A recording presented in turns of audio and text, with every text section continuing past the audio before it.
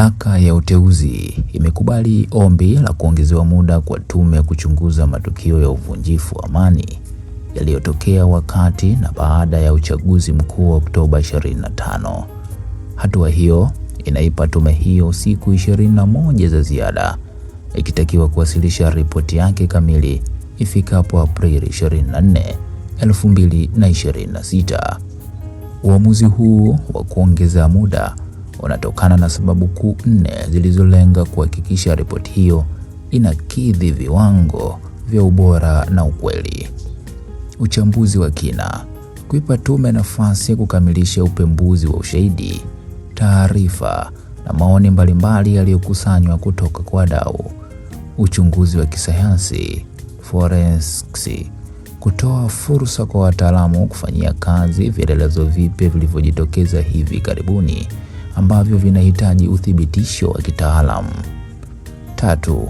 Uandaaji wa ripoti, kuhakikisha hatua za mwisho za uandishi wa ripoti rasmi itakayokabidhiwa kwa Rais wa Jamhuri ya Muungano wa Tanzania Dr. Samia Suluhu Hassan.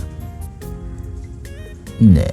Tafsiri ya nyaraka, kuhakikisha ripoti hiyo inaandaliwa katika lugha na tafsiri sahihi kwa ajili ya kumbukumbu na matumizi ya kiofisi.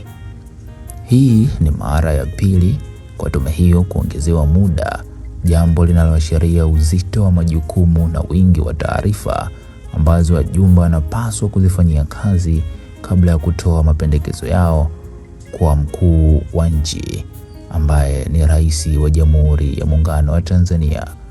Kwa hiyo ndo hivyo, Mamlaka ya Uteuzi imekubali ombi la kuongezewa muda kwa tume hiyo, ambapo rais ameongeza siku 21 kwa sababu yeye ndiye ambaye aliiteua tume hiyo ya uchunguzi ambapo inachunguza machafuko ya uchaguzi 2025 kwa maana ya matukio ya uvunjifu wa amani yaliyotokea kuanzia tarehe 29 Oktoba 2025 na siku zilizofuata.